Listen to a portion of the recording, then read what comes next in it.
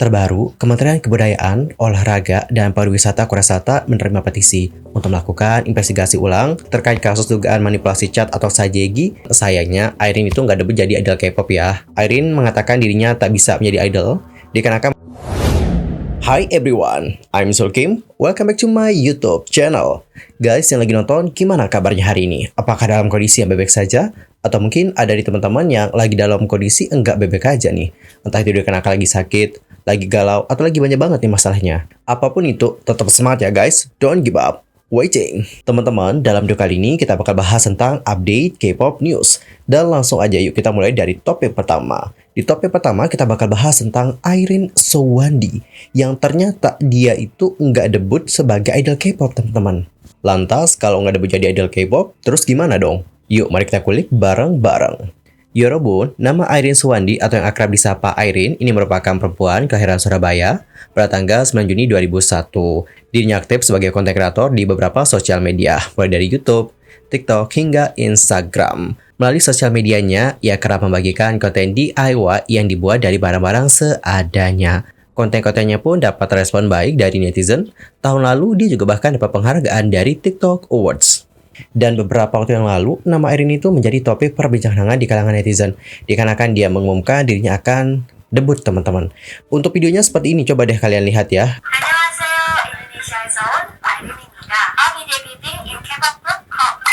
Jadi jangan lupa buat dukung aku ya.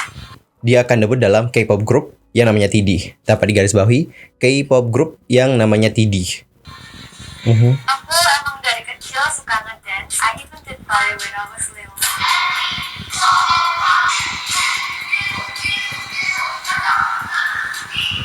보통 우리가 수십 년 주면서 봤네. 끝나자마자 보컬 연습을 시작해요. Sebenarnya aku udah jadi teknik entertainment dari tahun lalu dan sengaja aku sembunyiin ke kalian biar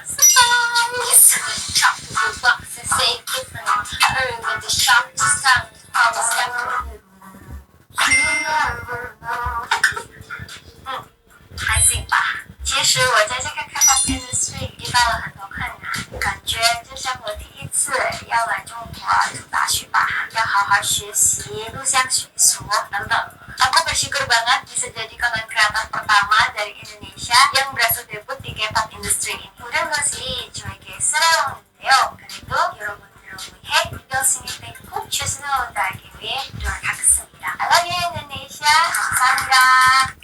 Oke, alright teman-teman, jadi seperti itulah bagaimana video dari TD yang mana di video tadi ya dia menceritakan gitu tentang bagaimana dirinya yang akan segera debut dalam K-pop group yang namanya adalah TD. Dan dia juga seperti menceritakan tentang bagaimana dirinya yang sejak kecil suka menari. Dan bahkan dia juga menunjukkan bagaimana proses dia ketika melakukan yang namanya trainee. Mulai dari pelatihan vokal, dance, dan sebagainya. Nah teman-teman, usai video ini dipublis, banyak banget dari netizen yang lantas membicarakan tentang namanya Irene. Bahkan ada juga akun fanpage di Twitter yaitu @tanya_rlpres yang sudah mengunggah tentang informasi soal Irene. Adapun isi unggahannya adalah sebagai berikut.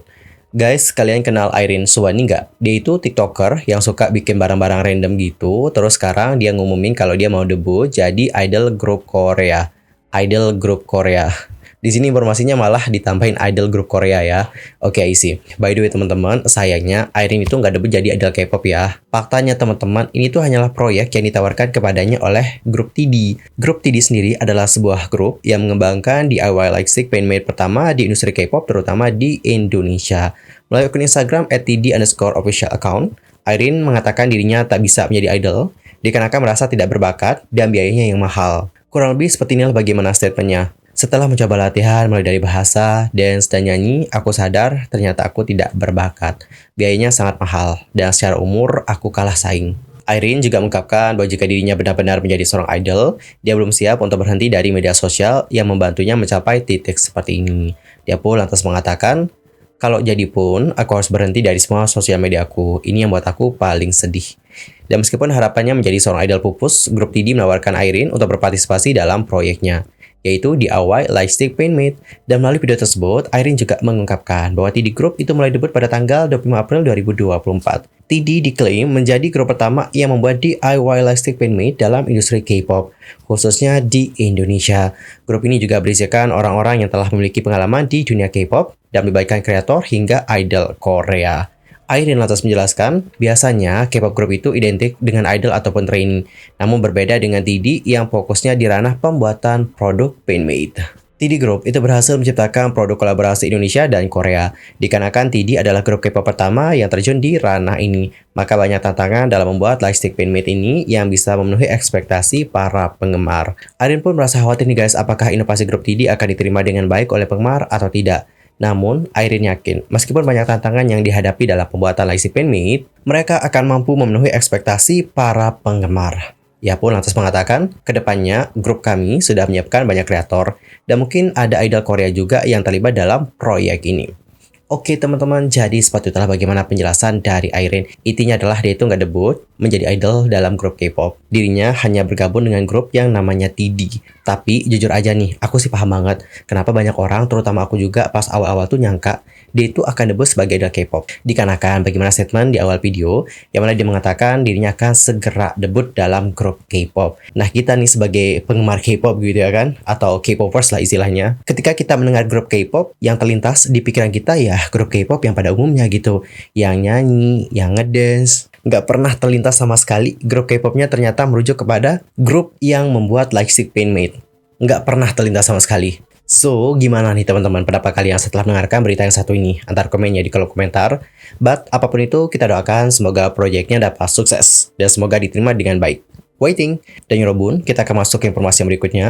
Kita bakal bahas tentang bagaimana Kementerian Kebudayaan, Olahraga, dan Pariwisata Korea yang resmi menginvestigasi ulang tuduhan sajegi BTS pada tahun 2017.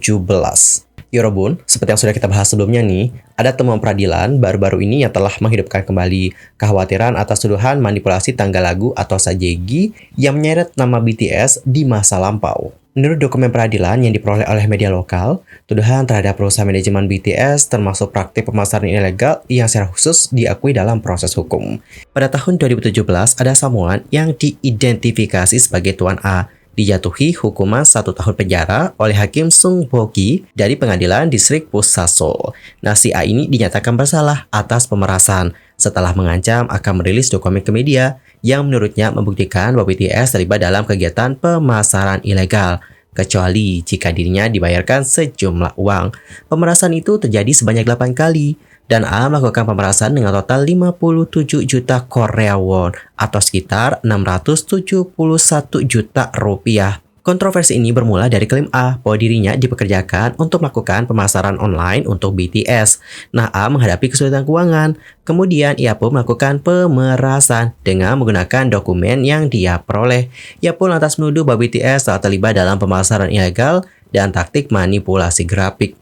Tuduhan yang secara konsisten dibantah oleh Hype Labels. Pembelaan Hype menyatakan bahwa kegiatan pemasaran ilegal yang disebutkan oleh A hanyalah strategi pemasaran viral online biasa saja. Klaim A adalah tuduhan independen, tidak terkait dengan layanan periklanan yang telah mereka sepakati. Perusahaan juga menekankan bahwa pembayaran yang dilakukan kepada A adalah keputusan pribadi dari manajemen artis. Tujuannya adalah untuk melindungi citra BTS dan bukan merupakan pengakuan bersalah. Namun, dokumen pengadilan menunjukkan narasi yang berbeda, menyoroti bahwa informasi yang diancam akan diekspos oleh A sebenarnya terkait dengan praktik pemasaran ilegal yang dilakukan oleh Hype. Dokumen-dokumen tersebut mengungkapkan bahwa A menyamar sebagai pihak ketiga yang telah meretas email dan mendapatkan data pemasaran ilegal, kemudian menggunakannya untuk mengancam para korban. Para ahli hukum yang mengomentari kasus ini mencatat bahwa putusan tersebut dengan jelas menyebutkan pemasaran ilegal, yang mengindikasikan bahwa kegiatan semacam itu memang terjadi dan hal ini diakui oleh pengadilan. Undang-Undang tentang Promosi Industri Musik Pasal 26 mengklasifikasikan setiap tindakan membeli atau menyebabkan orang lain membeli rekaman musik dengan tujuan untuk menggelembungkan angka penjualan secara tidak benar sebagai sajegi. Sebuah tindak kriminal yang dapat dihukum hingga 2 tahun penjara atau denda hingga 20 juta Korea won. Kemudian pada tanggal 30 April, seperti dilansir dari All K-pop, BK Music mengeluarkan statement yang mengatakan tidak tinggal diam karena isu yang beredar, karena dinilai sudah mencoreng citra dan nama baik dari BTS dan para membernya. Dalam statementnya, BK mengatakan, "Halo, ini adalah BK Music. Kami ingin memberikan kabar terbaru tentang proses hukum yang sedang dilakukan untuk melindungi hak-hak member BTS. Telah menjadi perhatian kami bahwa upaya organisasi yang bertujuan untuk menodai dan memfitnah para artis telah meningkat dalam beberapa minggu terakhir. Selain itu, upaya jahat untuk memfitnah, mempermalukan, dan mengejek para artis atau menyebarkan rumor dan informasi yang tidak berdasar telah menjadi berlebihan. Perusahaan memandang ini sebagai pelanggaran berat terhadap hak-hak para artis dan akan menanggapinya dengan tegas dengan menggandeng firma hukum lain untuk memperkuat langkah-langkah hukum yang sudah ada. Kami sedang mengumpulkan bukti postingan berbahaya melalui pemantauan real-time saat ini. Kami akan mempertahankan kebijakan tanpa toleransi dan menindaklanjuti masalah ini dengan tegas, tanpa keringanan atau penyelesaian. Terima kasih." Terbaru, Kementerian Kebudayaan, Olahraga, dan Pariwisata Korea Selatan menerima petisi untuk melakukan investigasi ulang terkait kasus dugaan manipulasi chat atau sajegi yang menyeret nama BTS. Pada tanggal 5 Mei, Kementerian merilis pernyataan yang mengatakan bahwa mereka telah menerima petisi dari masyarakat. Nah, permintaan itu menutup penyelidikan terhadap agensi Hype yang diduga diperas dikarenakan manipulasi chart music pada tahun 2017 dan kemudian dianggap membayar pemeras tersebut. Di sisi lain, konflik yang sedang memanas antara Hype dan juga Min Hee-jin semakin menarik perhatian publik, khususnya para penggemar BTS atau ARMY. K-ARMY lantas mengekspresikan kekecewaan mereka dengan mengirimkan turun protes serta karangan bunga duka ke gedung Hype, menunjukkan ketidakpuasan mereka terhadap manajemen agensi. Dalam pesan-pesan yang tertulis di karangan bunga, K-ARMY menegaskan bahwa mereka tidak akan membiarkan BTS dijadikan perisai oleh agensi dalam menghadapi masalah. Mereka juga menuntut agar Hype bertanggung jawab atas rumor yang tidak berdasar yang tersebar tentang BTS. Selain itu, K-ARMY juga menyuarakan harapannya agar BTS bisa meninggalkan Hype yang dinilai sebagai agensi yang tidak kompeten dalam mengelola mereka. Dan teman-teman, gimana nih pendapat kalian tentang masalah yang satu ini? Terutama tentang bagaimana kinerjanya Hype. Entar komen ya di kolom komentar. Anyway, cukup sekian ya untuk hari ini. I'm Mr. K pamit dan aku juga mohon maaf jika ada kesalahan. Baik itu dalam ucapan, sikap, tindakan, dan mungkin ada hal yang harus dikoreksi. Entar langsung aja koreksi di kolom komentar. Sampai jumpa dan selamat beraktivitas, Cirobun. Goodbye.